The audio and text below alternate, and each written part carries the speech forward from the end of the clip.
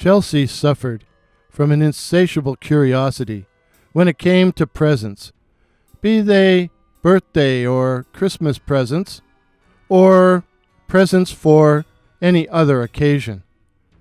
On Christmas Eve, when she was a little girl, she would get up in the middle of the night looking for Santa Claus, and when he failed to put in an appearance, she amused herself by opening all the presents, all of them.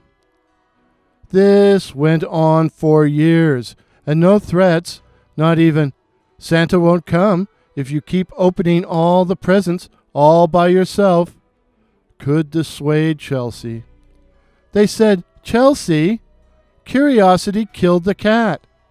She answered, "But satisfaction brought it back."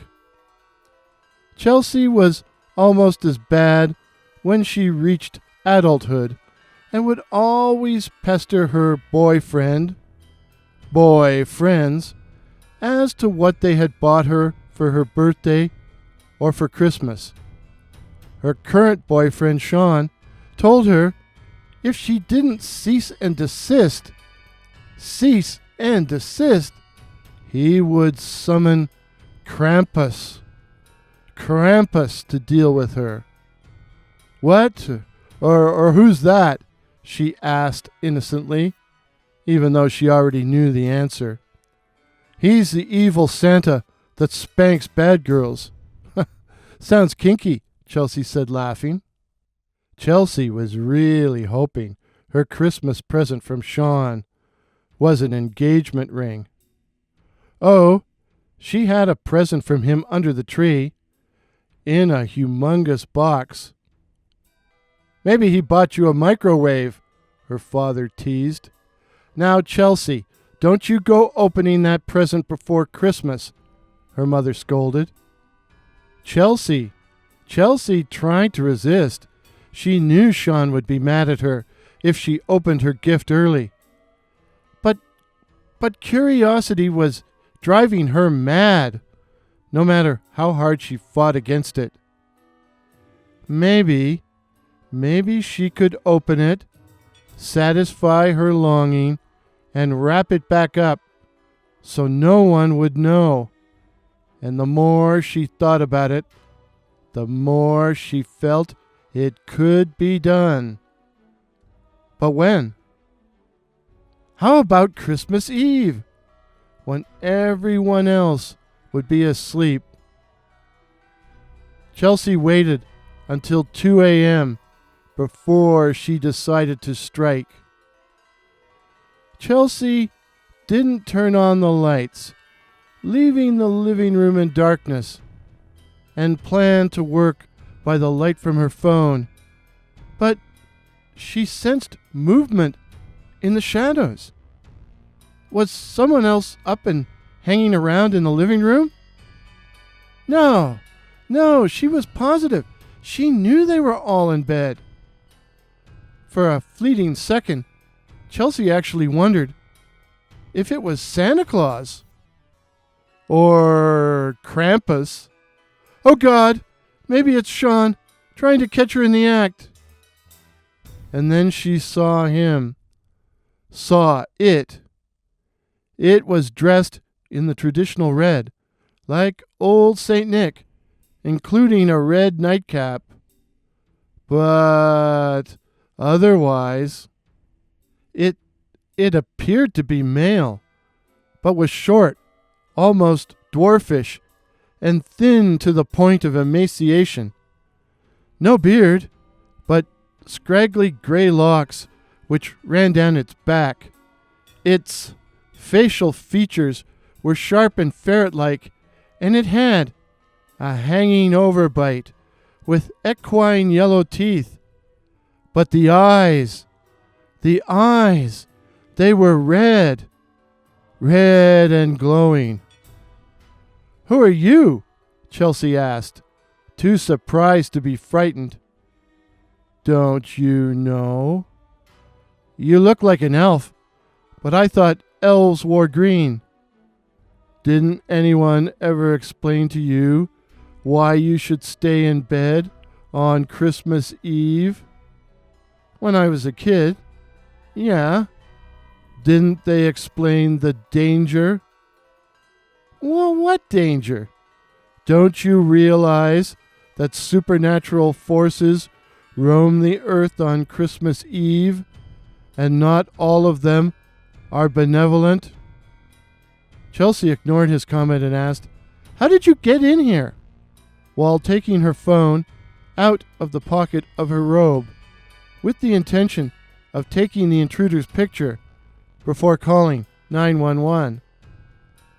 "I am Redcap," the strange intruder said. "And," Chelsea said, still fumbling with her phone, "my cap is red as I dye it. Dye it. Dye with fresh blood." I'm calling 911, Chelsea sputtered, as she became fully conscious of the strangeness and the danger of the situation. "Why are you here, Chelsea?" How did you know my name?" "You need to know what Sean bought you for Christmas, eh?" the Redcaps said with a sinister laugh. "Don't you know? Curiosity killed." Chelsea didn't let him finish, but automatically interrupted with, "And satisfaction brought it back," just as the Redcap swung a long, sharp knife and sliced her head clean off. Chelsea's decapitated head rolled under the Christmas tree, where it bumped up against her present from Sean. They say a person who has been decapitated remains conscious for up to a minute. If so, Chelsea's last thought was, "I wonder what Sean got me."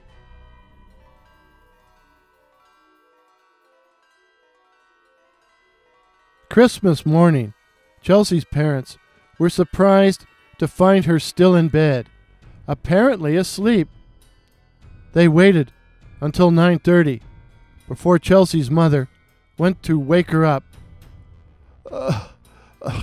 I'm really sick," Chelsea croaked.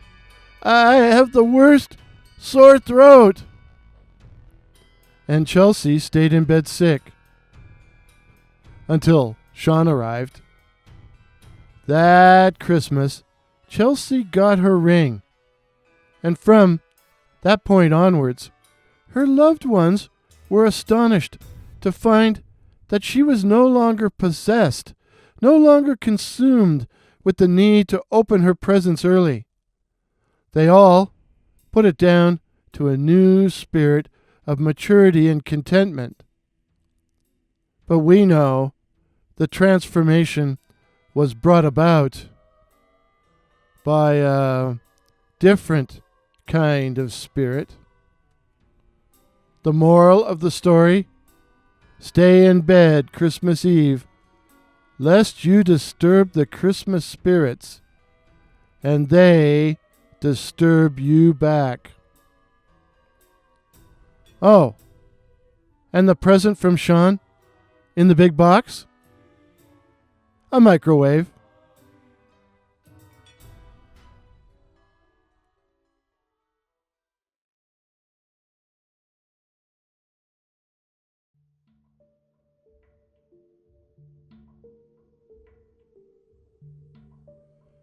I got this account from a regular listener to my channel who comes from a rural town not far from where I live.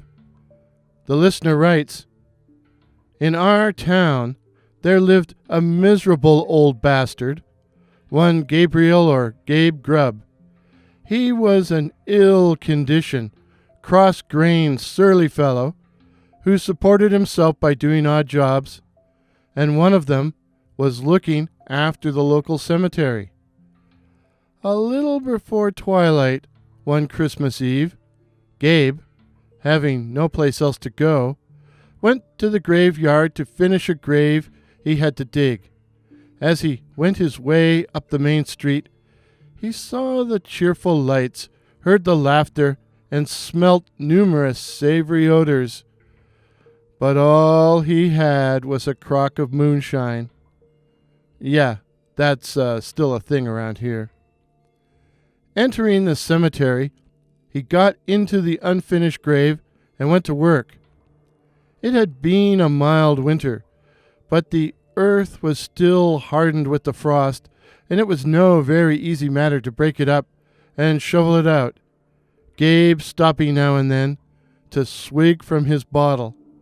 After a while, he began to sing. Oh, jingle bells, our outhouse smells 15 miles away. Oh, what fun to fornicate in the back of a Chevrolet. Hey, riding through the snow with a nice cold case of beau. We'd like better beer. We ain't got the dough. Ho, ho, ho. Eventually, Gabe got to his favorite song. Grave lodgings for one, grave lodgings for one. A few feet of cold earth when life is done. A stone at the head, a stone at the feet. A rich juicy meal for the wormies to eat. Rank grass overhead and damp clay around. Grave lodgings for one, these in holy ground. Gabe laughed as he sat himself down on a flat tombstone, which was a favorite resting place of his, and swigging from his crock, said, "A coffin at Christmas! Ha! A Christmas box!" And as he sat there, he noticed a very bright light in the sky above him. "That frigging plane is awfully low," said Gabe Grubb, raising the bottle to his lips again. But it wasn't a plane. As the light became bigger and brighter and closer to Earth and to him, Gabe started up and stood rooted to the spot with astonishment and terror, for his eyes rested on an object that made his blood run cold. It was a UFO, a flying saucer of the classic mold, silver, disc-shaped, and surrounded with what appeared to be rows of lighted windows. It was flashing lights, red and green, as if trying to appear as an ordinary aircraft. But this was no plane. Suddenly, the gravedigger found himself pinned by a beam of intense, silvery blue light. Gabe Grubb found himself paralyzed and could not move, not even to reach for his bottle. The light was so bright, Gabe found it hard to see, but 3 creatures emerged from the surrounding darkness. Classic gray aliens, 4 feet high, with emaciated insect bodies and huge black eyes.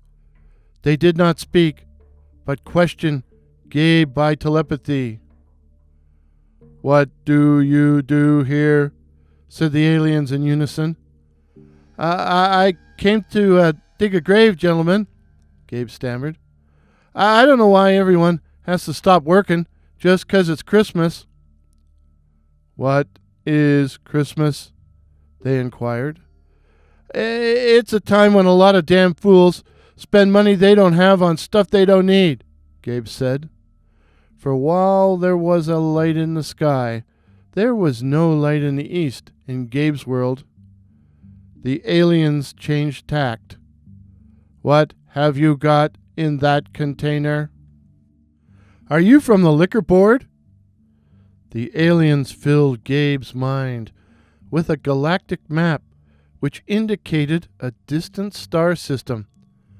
But instead of enlightening him, it made him so dizzy, he grabbed his crock and took a hard slug. The aliens turned their attention away from the man and concentrated on the bottle. And as Gabe watched in amazement, several inches of shine seemed to evaporate, as if sucked by an invisible straw. And then the 3 grays turned a bright orange red, like they were walking carrots, and they passed out onto the cold, hard ground, and Gabe found himself transported into the hovering spacecraft. Gabe found himself alone in a small viewing room facing a big screen TV, and for the next hour he was subjected to an atrocity exhibition. Images of nuclear explosions and natural disasters, concentration camps, riots, images of war and displaced, starving people. There was no remote, so he couldn't change channels. He just had to sit there and take it. He saw the earth reduced to a barren, lifeless plain, and in horror he thought, "Holy shit! The whole world's turned into fucking Saskatchewan." Gabe was a misanthrope and didn't think much of humanity. But the searing images of death and suffering, especially the suffering of children, eventually managed to penetrate his armor of resentment and self-pity, and he found himself muttering, "The poor bastards. The poor, poor, poor bastards," until he slunk into sleep. Dawn had broken when Gabe Grubb woke up and found himself lying at full length on the flat gravestone in the churchyard, with the bottle lying empty by his side and his clothes well whitened by the last night's frost. As he looked around, he could see no evidence the gray aliens or the UFO had been there, had even existed. Slowly, Gabe Grubb got to his feet as well as he could and turned his face towards town. But Gabe had changed. He was an altered man and sincerely wanted to try. To attempt to try. To attempt to try. To change his ways and become a better person. And why not start at Christmas, the time and season for redemption? But he knew his repentance would be scoffed at by the folks in town.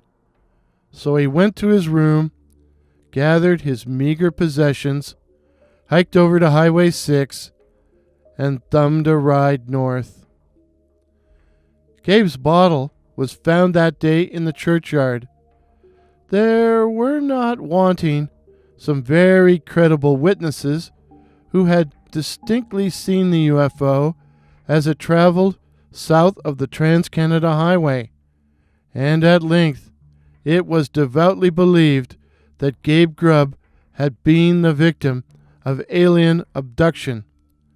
Unfortunately, these stories were somewhat disturbed when a Gabriel Grubb, not old Gabe Grubb, but Gabriel Grubb, was discovered running a successful confectionery in another western city. Worse, he was a well-respected and beloved community elder. Oh, well. Ah, hell. Thank you for listening. This was my adaptation of the Charles Dickens Christmas ghost story, The Goblins Who Stole a Sexton, from the Pickwick Papers. You know, as a recovering librarian, I know a lot of bibliophiles and quite a few bibliomaniacs. And I was driving with one of the maniacs one day when somebody cut us off. When we caught up to the offending party at the lights, my maniac buddy rolled down his window and started yelling, "You David Copperfield! You Oliver Twist! You Tale of Two Cities, you!" I said to him, "What on earth are you doing?" And he said, "I'm giving that guy the Dickens." But if this story has at least one moral, if it teach no better one, it is this one from the original story by Charles Dickens, and that is, if a man turns sulky and drink by himself at Christmas time, he may make up his mind to be not a bit the better for it. Not a bit the better for it. Amen.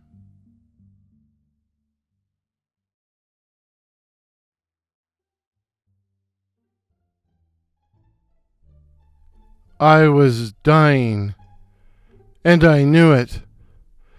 I didn't think I was likely to make it till morning. So I lay in my hospital bed and waited for the Grim Reaper to come and take me away. Hopefully, somewhere warm, but not too warm, if you know what I mean.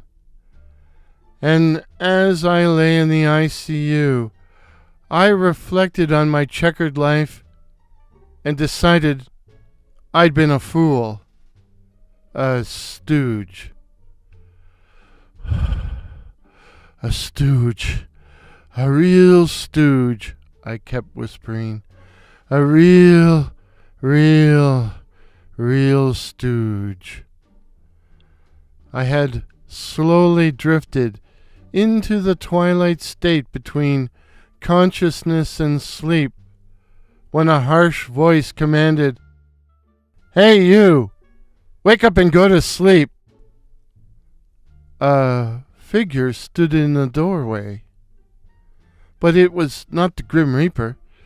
Instead, it was a small, dapper man with a truculent expression and a bowl haircut. It was Mean Mo, head stooge of the Stooges 3. He clumped up to the side of my bed, and in a voice that was way too loud demanded, "What's the matter with you?" I had trouble breathing, but still managed to wheeze out a shh. The ICU was supposed to be quiet, eh? Not that it mattered to Mean Mo. "Why, you? Speak up, you imbecile, you lame brain, you knucklehead. Speak up before I tear your tonsils out. I ought to mash you like a potato." I protested and almost said, "I resemble that remark," only to correct myself and say, "I resemble that remark."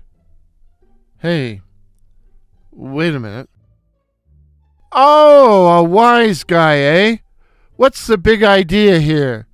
Explain it to me." But when I tried, Mo cut me off with, "That's enough.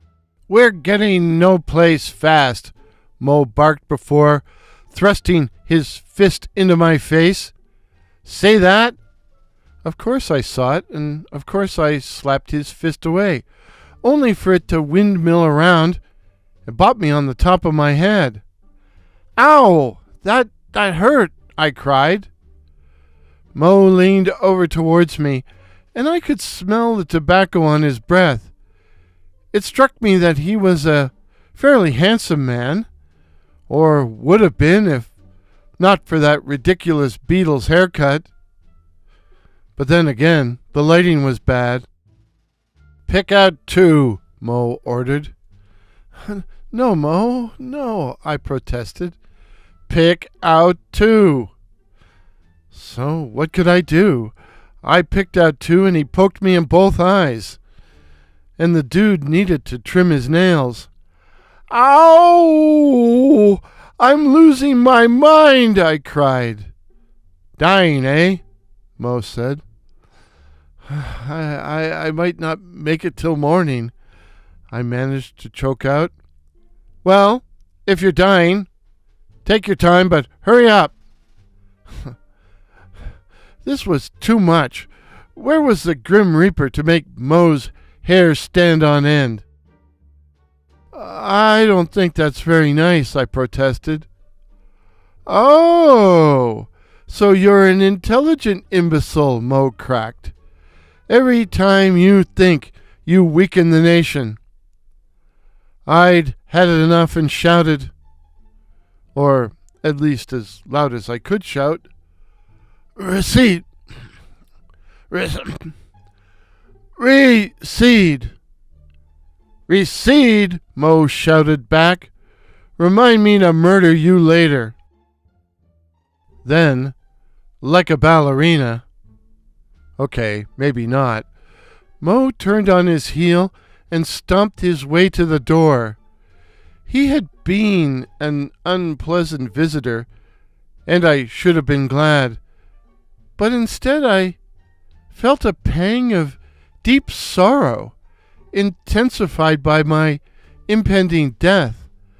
The Stooges had been part of my life, all my life, since I'd been a little kid. And whether this was a dream or a hallucination, I couldn't bear to see it end like this. I had lost many lifelong friends, and this felt like I was losing yet another. As he reached the door, Mo turned to look at me in disgust, and I sang out, Mo, don't go. Come back, Mo. Come back, Mo. Come back, Mo. Come back." "How do you expect me to work here?" "I'm dying, Mo. Please say you'll be back. Please say you'll be back." Mo turned and looked at me, and through the gloom I could see his harsh face. His harsh face was lit by a smile. "Oh, we'll be back," he said, and raising his arm in salute, he solemnly intoned, "For duty and humanity." And then he was gone. And I began to laugh. Okay, I began to wheeze and cough. But eventually I managed to produce a chuckle. You might call it a croak, but I say it was a chuckle. A chuckle! I must have slept then. Oh my. I must have slept then, and when I awoke, it was daylight and Nurse Jeannie was in the room. "Did you sleep well?" she hiccuped. Poor girl had a permanent case of the hiccups. "I think so, but I had strange dreams. If it was a dream." Oh, this has got to stop. "I wondered if Mo would come back." Enough of these hiccups. To be continued.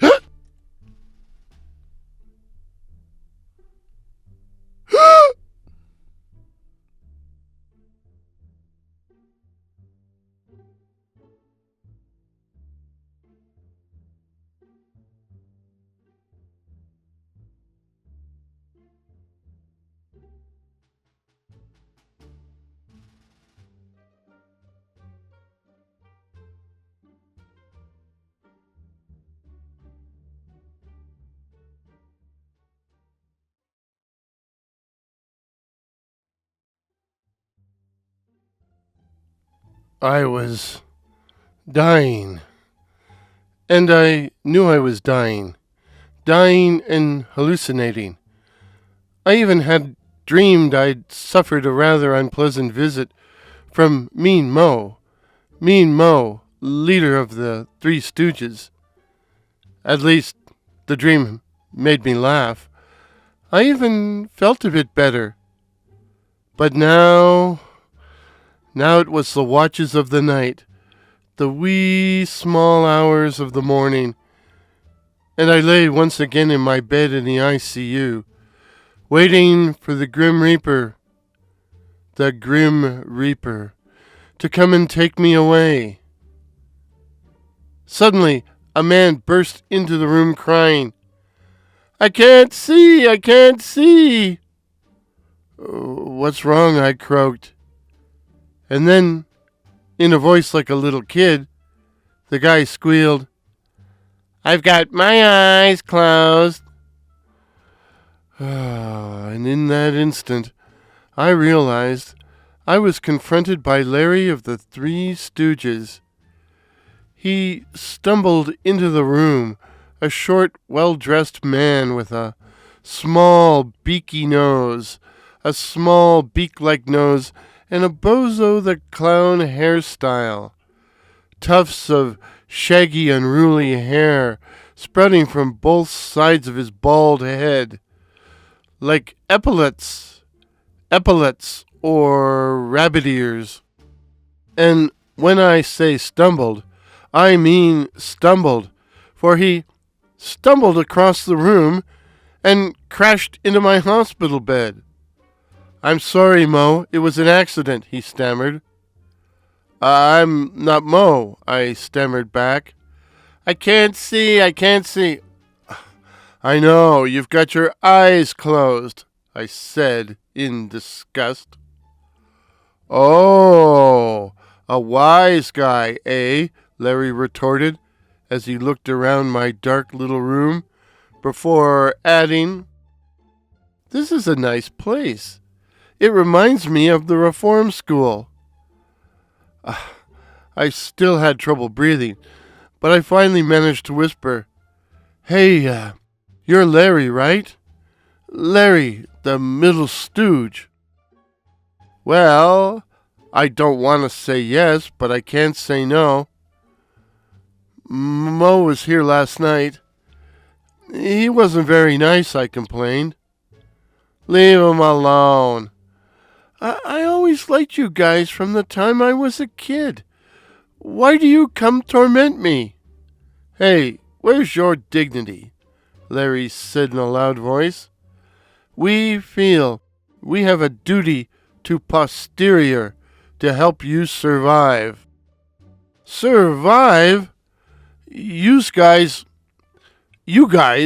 are killing me." "What a brain," Larry said, shaking his bozo do. "We're trying to make you laugh. Laughter is the best medicine." "Well, you can cut the clownin'." "Hey, cut the clownin'. That's one of my lines," Larry said, a tad peevishly. "Want to hear a joke?" he continued. And before I could protest, he began, "A mouse is traveling with the elephants in a circus train. Well, the train starts jostling, so the mouse says to the elephants, 'Hey, fellas, let's be careful not to step on each other's toes.' Ain't that a dilly?" And with that, he brought his fist down on my stomach, knocking the wind out of me. Instinctively, I grabbed his nose and gave the snotty tip a little twist. "Oh, my bugle," Larry cried. "My poor, sweet, lovable little bugle." I was tempted to rip out a clump of his bozo hair, but such an action would have been too much like Mean Mo, so instead I simply said, "It's been swell seeing you, Larry. Really, really fine, but I think you should probably go now. I'll leave when I'm ready." "And are you ready yet?" "Yeah, I'm ready." And with that, this strange little man with his bugle nose and bozo hairstyle scampered towards the door and had his hand on the knob when I softly called, "Thanks for coming, Larry." "Will you be coming back?" I asked, with no small degree of apprehension, of trepidation. The stooge who was Larry turned to look back at me, and I saw him smile. "Oh, we'll be back," he crooned, and raising his arm in salute, he shouted, "For duty and humanity." and then he was gone. And I began to laugh, to guffaw, and soon began to splutter and choke, and then the nurses were in the room, and I kept saying, I'm fine, I'm fine.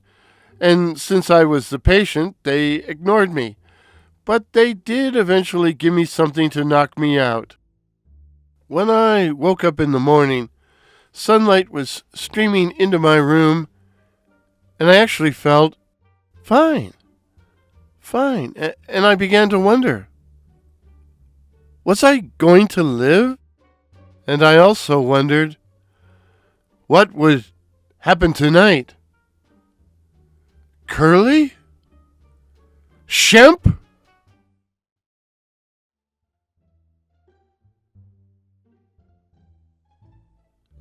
I had been lying in the ICU, on the edge of death, and not expected to live. But lately I'd begun to rally and to feel much better. The doctors didn't understand it, but I knew why. For the previous 2 nights, I'd had vivid dreams, almost hallucinations, vivid dreams of being visited by Moe Howard and Larry Fine of the famous Three Stooges. And as I lay in the darkness, wide awake, I was tingling with anticipation as to what might happen tonight. Would it be Curly? Curly or Shemp? In truth, I could hardly wait. Eventually, I must have dozed off, but at around 3 a.m.,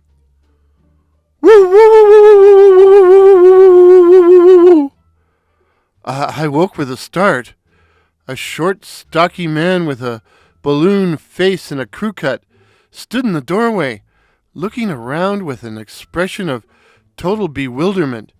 Putting his hand over his heart, he said in a loud voice, I shoot an arrow into the air.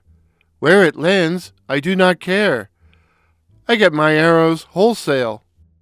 And, as if that wasn't noisy enough, he began to sing in a loud falsetto. She was bred in old Kentucky, but she's only a crumb up here. She's knock-kneed and double-jointed, with a cauliflower ear. Someday we shall be married, and if vegetables get too dear, I'll cut myself a nice big slice of her cauliflower ear, 'cause that ain't rationed. I tried to tell him to be quiet, only to cough and sputter. Curly's round moon face hung in the darkness above my hospital bed, as he loudly said in his Brooklyn accent, Come on, kid, speak to me. Say a few syllables. Not so loud, I hissed. Those aren't the right syllables. Curly took a quick look around my darkened room, then said, Well, being as there's no other place around the place, I reckon this must be the place, I reckon. I told him, This is the ICU, Curly. Yeah, well, I see you too. But it's kind of dark in here. Maybe there's ghosts.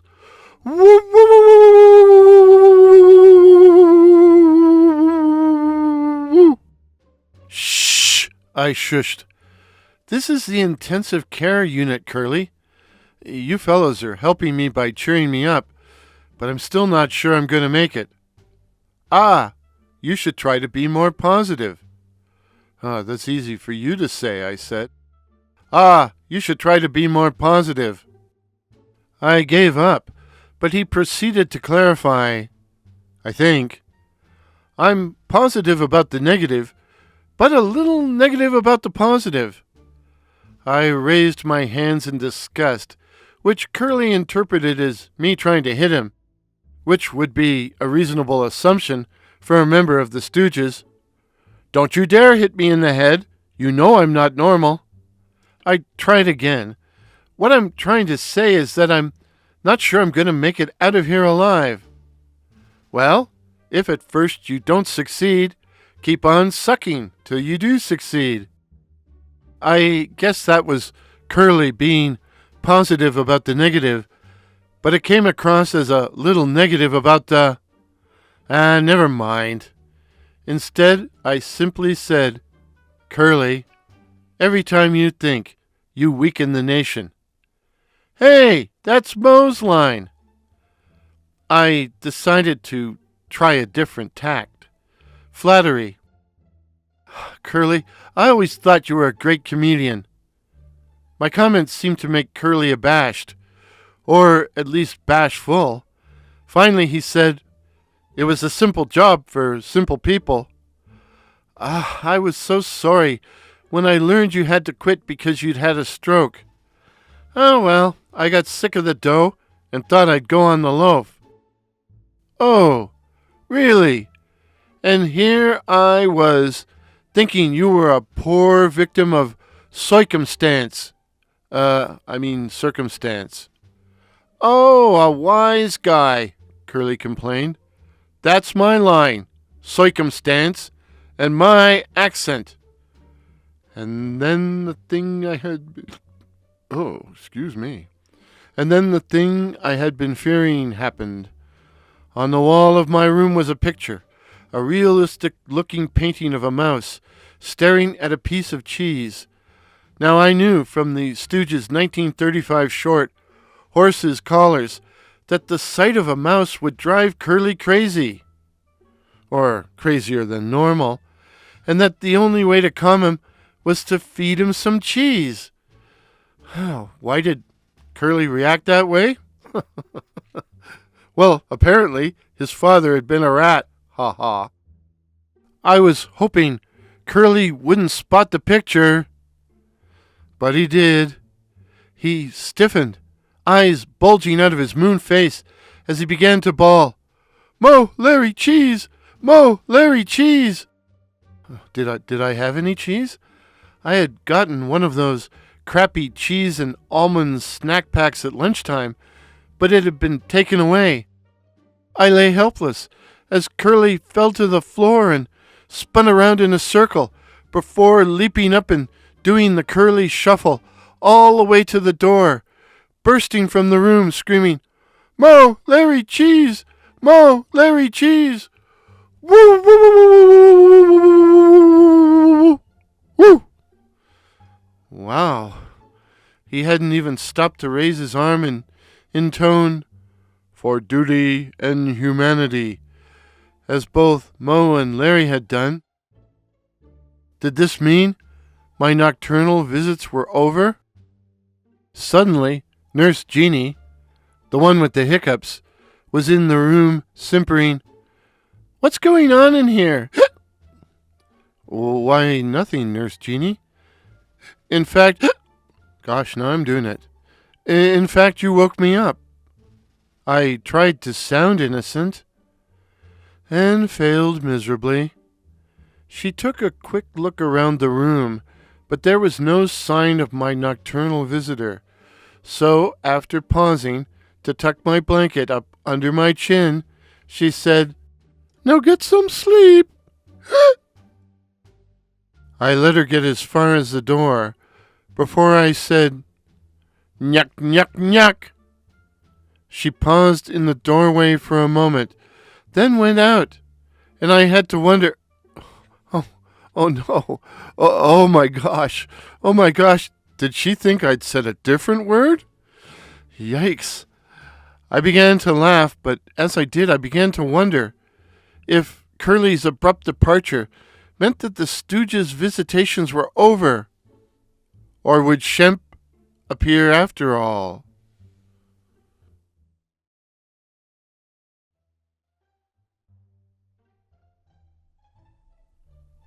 I had been lying in the intensive care unit, awaiting death. But not only was I still alive, I had begun to rally, to recover. For now, I had a reason to live. You see, during the wee hours of the past 3 nights, I had been visited each night by a different member of the famous Three Stooges, Mo, Larry, and Curly. And tonight, I was hoping for a visit from Shemp. In fact, I could hardly wait, but I still fell asleep. I awoke with a bang, or at least with a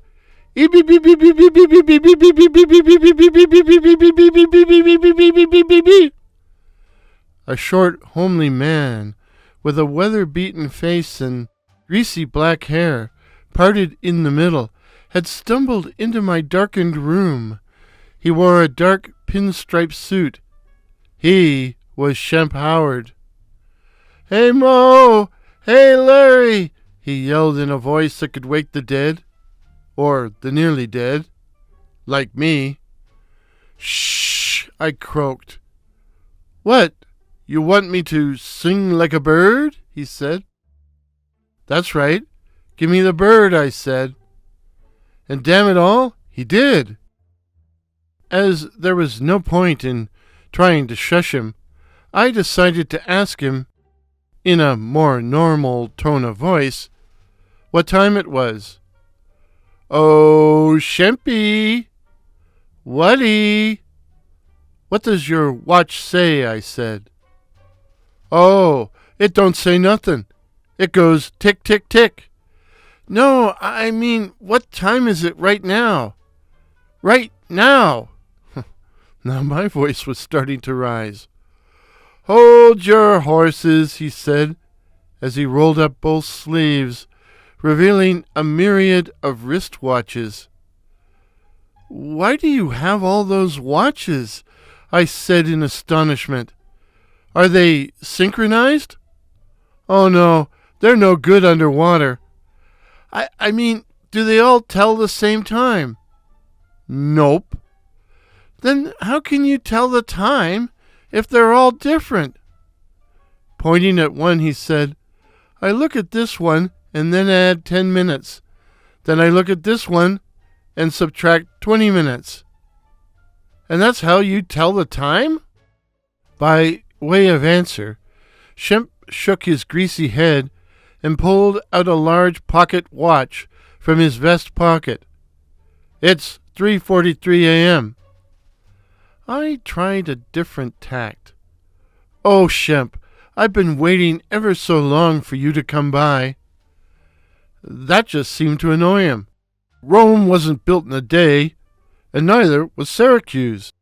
Shemp looked around my darkened room with a bemused expression on his ugly kisser. "What is this place?" he said. "It's the intensive care unit." "It's tremendous! It's colossal! It's putrid!" "I'm so happy to see you, Shemp," I said. "Please have a seat." "Don't mind if I do. Boy, are my dogs ever tired." It was hard to see in the gloom, but Shemp appeared to be fumbling with his shoes, and in a moment I heard squealing noises that sounded like the whining of puppy dogs. Shemp smacked his lips loudly. "You know, I could eat a horse," he said, staring at me with a glint in his eyes. "Well, don't look at me," I protested. "I said a horse, not a jackass." In my own self-defense, I reported, "You're one to talk, Shemp." "Oh, yeah? What do you think I am, a squirrel?" "Nah, your ears are too short." "You got anything to drink? Something distilled yesterday, like Old Panther or Old Homicide? Any Panther beer? Any Three Stooges beer?" Sorry, I said. "I don't even have any water or apple juice." "You know, there's 1,000 reasons why I shouldn't drink, but I can't think of one now," Shemp said, before asking me, "Can drinking cure a red nose?" I didn't know, but I suggested, "Well, you could keep drinking till it turns blue." But But at that moment, I heard a noise out in the hallway. Hiccup. Nurse Jeannie was on her night rounds and would soon be here to check on me. Shemp, I whispered, you've got to get out of here. I hear the hiccups approaching. I did not anticipate his reaction.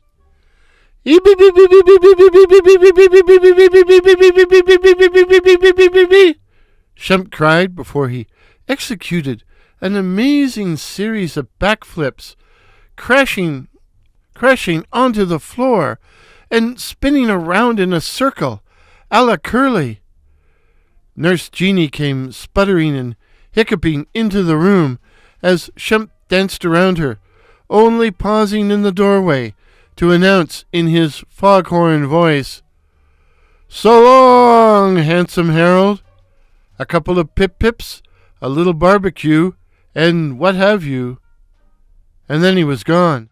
Nurse Jeannie was so outraged, all she could do was hiccup. "Visiting hours are over."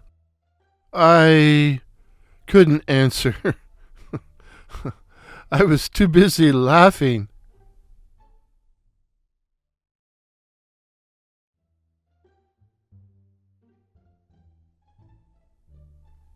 Dr. Howard, Dr. Fine, Dr. Howard.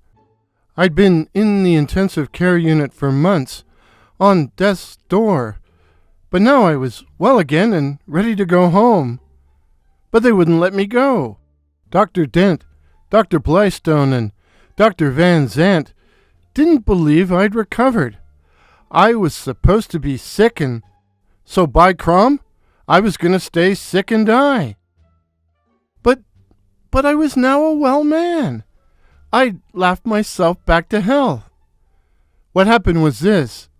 I was at my lowest ebb and ready to cash in my chips when I received a series of nocturnal visitations from Stooges. First Mo Howard, then Larry Fine, and then Mo's bros, Curly and Shemp. Eventually, Joe Besser, "Oh, you!" and Curly Joe DeRita showed up, leading to a tsunami of visits from the other kings of classic comedy. Stan and Ollie, Bud and Lou, Harpo, Chico and Groucho, then the pantheon of greats, Chaplin, Keaton, Harold Lloyd, and Harry Langdon.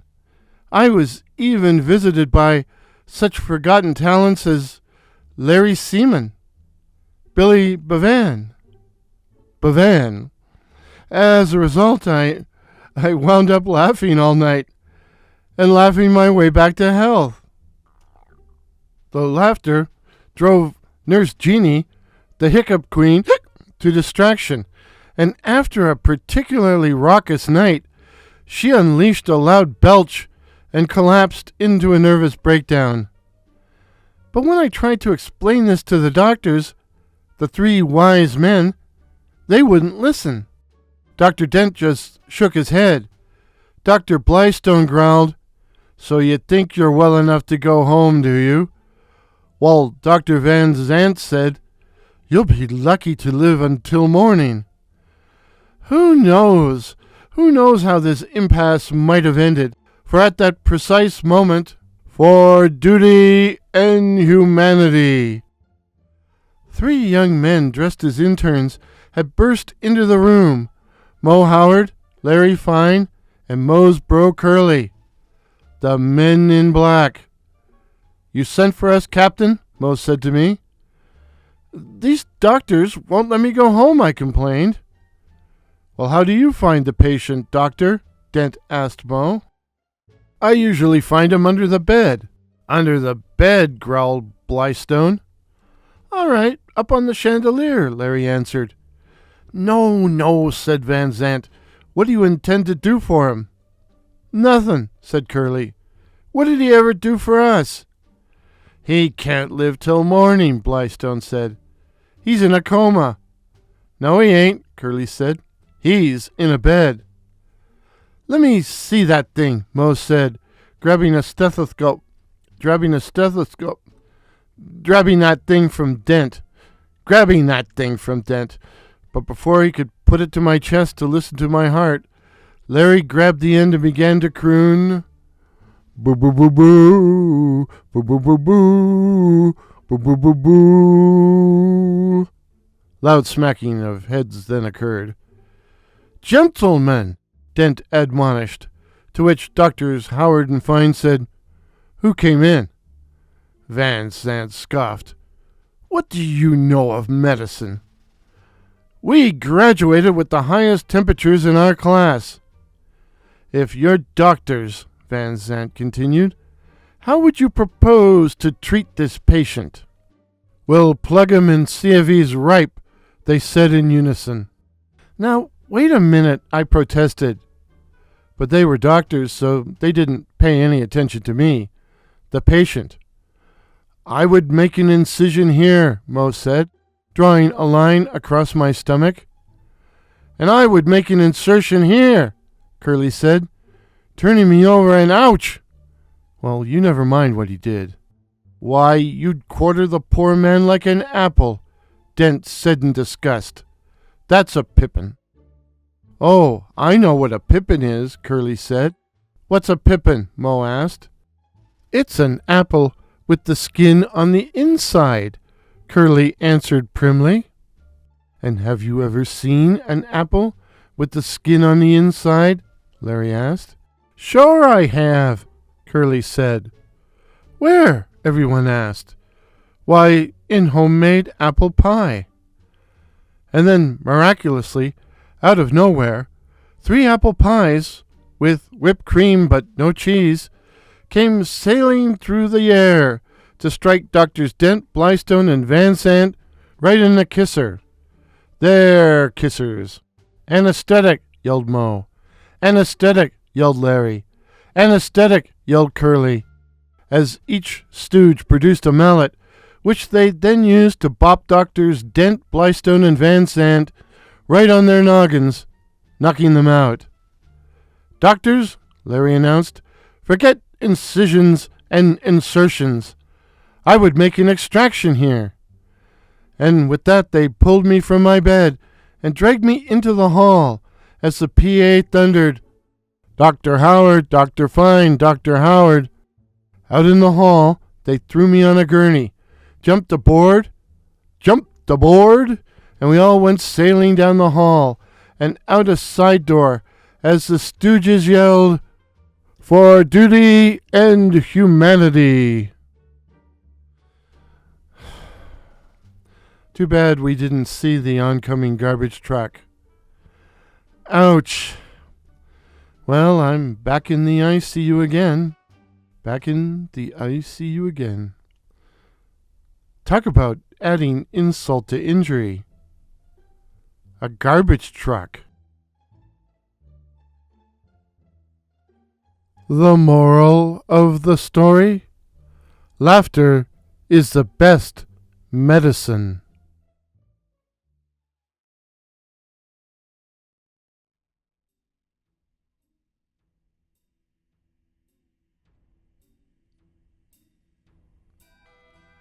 "'Twas the night before Cthulhu, and all through the tomb not a night gaunt was lurking.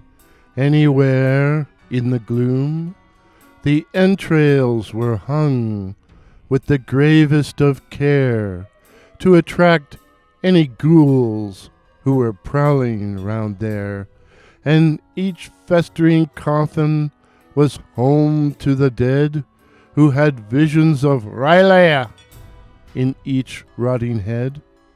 So I lay down to rest, not eternal lie, for who is not dead cannot really die, when out of the darkness I heard a galumping, a sound like the Dunwich Freak's rhythmical thumping, and then to my bulging eyes did appear a sight that was ghastly, gruesome, and drear. My nostrils were flared by a terrible stench, 'Twas old high karate, applied at full drench. I had to choke back my intention to puke as my bloody orb saw a foul orange toque on the head of a man with both glasses and beard, and a slab of a belly that made him look weird.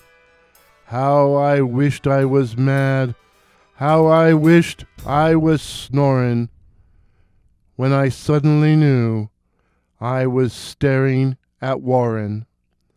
And then, in a voice more Garfield than mellow, the fat bearded twit began he to bellow from cracked drooling lips that bubbled with froth the names of his herd of shambling Shoggoth. On Harley, on Randolph, on Abdul al-Hazred, and don't lag behind, you hoary old bastard, and don't whine to me that you find yourself tired. On Gedney, Danforth, Armitage, and Dyer, and don't dawdle there at the rear of the bunch.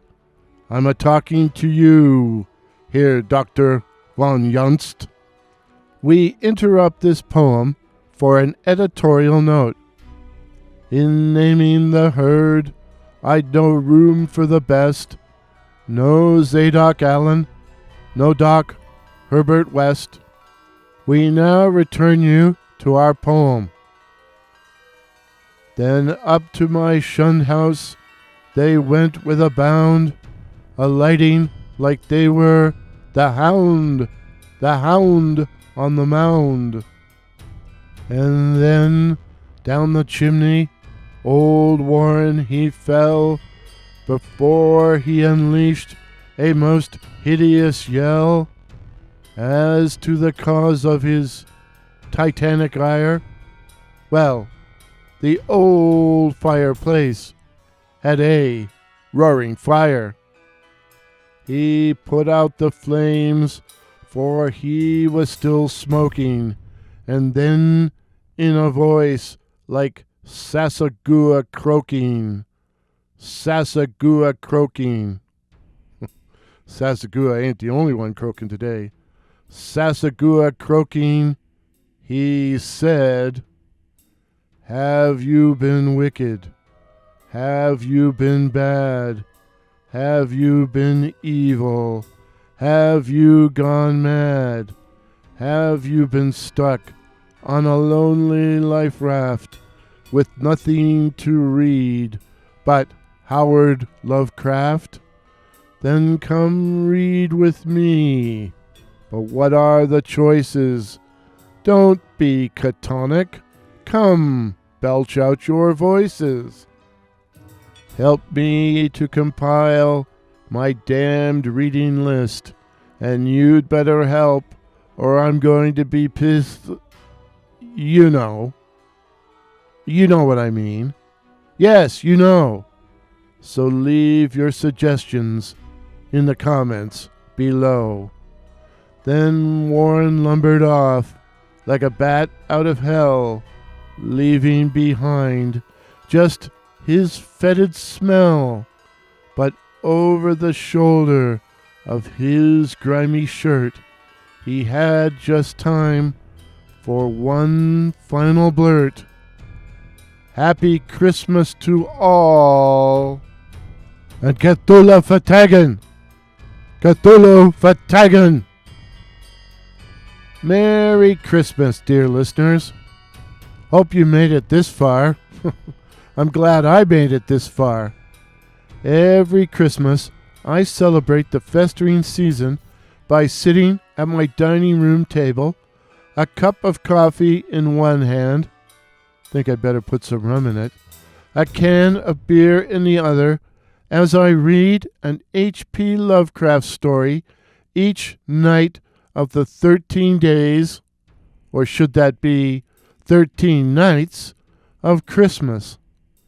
Won't you join me this year? Here's my short list of stories thus far. 1. The Statement of Randolph Carter. And no, Warren is not dead. 2. The Unnameable. 3. The Picture in the House. 4. The Hound. 5. The Mound. 6. The Shadow over Innsmouth. 7.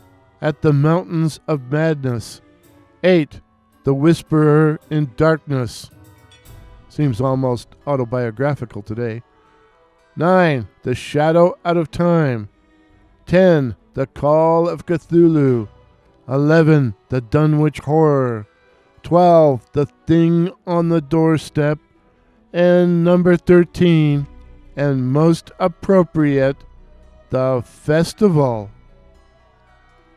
Any suggestions for stories to add to my list or delete from my list? Then let me know in the comments below. And stay safe, stay healthy, stay subscribed, ring the bell so you don't miss any upcoming videos, and feel free to share this video with anyone you please. If this is your first visit to my channel, please consider subscribing. My name is Warren, and I write and tell original ghost stories and original horror stories featuring such cryptids as the Night Floaters, werewolves, and the Black-Eyed Children. So again, please consider subscribing. Please help me, please, oh my gosh, please help me to reach my goal of 2,021 subs in 2021. Okay, make it 2,022 subs in 2022. Till midnight, cheers, and a Merry Christmas to all, and to all a good fright. What a time to get a cold. I bet Mortis Media gave it to me. Thanks a lot, buddy. Just kidding, just kidding.